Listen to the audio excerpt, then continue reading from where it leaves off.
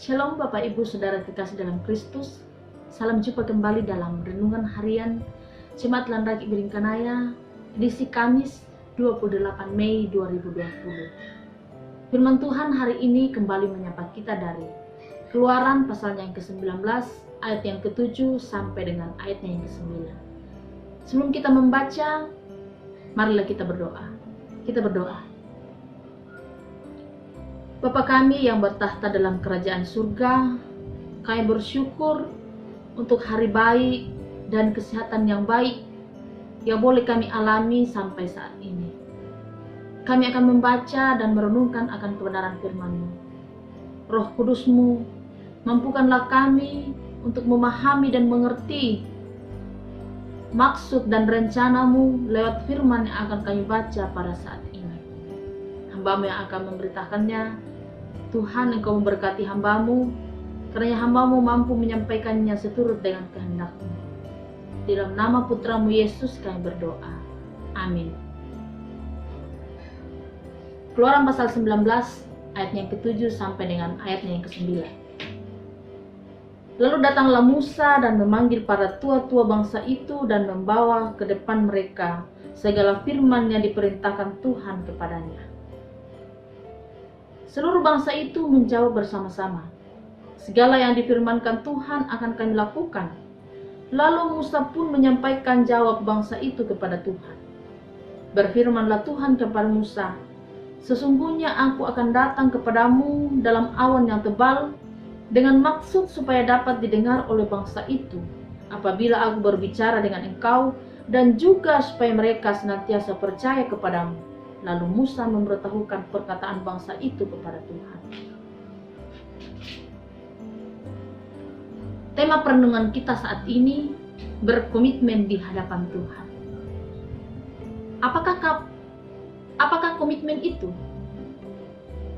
Komitmen secara sederhana sering kita artikan sebagai janji. Tetapi komitmen di sini lebih kepada sebuah tekad yang kuat kepada sesuatu.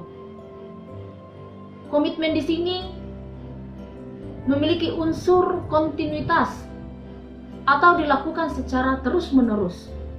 Bukan hanya dilakukan satu kali saja, tetapi dilakukan secara terus-menerus. Komitmen sangat dibutuhkan dalam semua bidang kehidupan. Dalam pekerjaan misalnya, seseorang yang mempunyai komitmen dalam pekerjaan, tentulah ketika dia melakukan pekerjaan, dia melakukan pekerjaannya dengan sungguh-sungguh. Dia akan menyelesaikan pekerjaannya dengan penuh tanggung jawab. Dia tidak hanya melakukan pekerjaan semata-mata saja, tetapi dia betul-betul bertanggung jawab menyelesaikan pekerjaannya. Dan dia tidak akan berhenti sebelum pekerjaannya itu betul-betul selesai.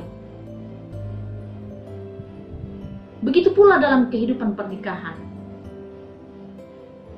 Pasangan suami dan istri yang berkomitmen selalu menjaga janji yang telah diikrarkan di hadapan Tuhan. Ketika dalam pernikahannya banyak tantangan yang mereka hadapi, tetapi mereka berusaha untuk mempertahankan kehidupan rumah tangganya. Karena mereka memiliki komitmen yang kuat kepada Tuhan. Termasuk dalam pelayanan. Para pelayan Tuhan akan terlihat berbeda ketika melayani dengan komitmen. Mereka bukan hanya sekedar menjalankan tugasnya semata-mata, namun dengan penuh hati dan segala keberadaannya untuk dia lakukan untuk Tuhan. Sayangnya, banyak orang cenderung menganggap remeh nilai sebuah komitmen. Tanpa memiliki komitmen yang kuat, sulit rasanya untuk melakukan pelayanan. Kenapa? Karena begitu banyak tantangan, aniaya, dan bahkan juga kelimpahan.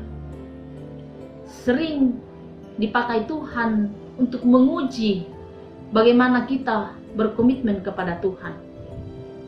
Nah, orang yang memiliki komitmen, apapun tantangannya, dia akan tetap bertahan dan dia tetap semangat. Berbeda dengan orang yang tidak memiliki komitmen, yang hanya sekedar melibatkan diri dalam suatu pelayanan. Ketika mereka mengalami suatu tantangan, mungkin gesekan dengan teman-temannya, mereka akan memilih mundur daripada pelayanan.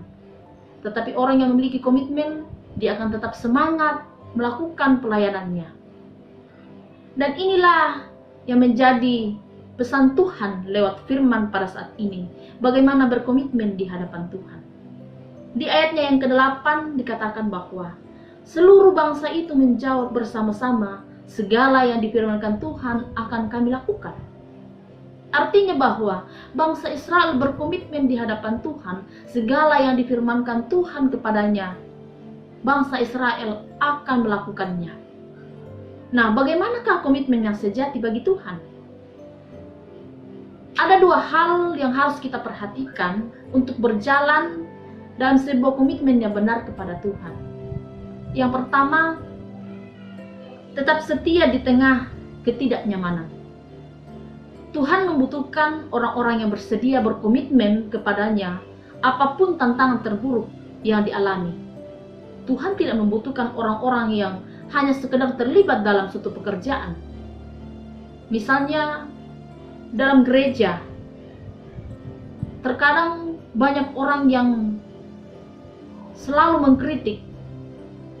Tetapi ketika melakukan suatu pekerjaan atau suatu program dalam pelayanan, orang-orang ini tidak pernah muncul. Dia tidak mau melibatkan diri.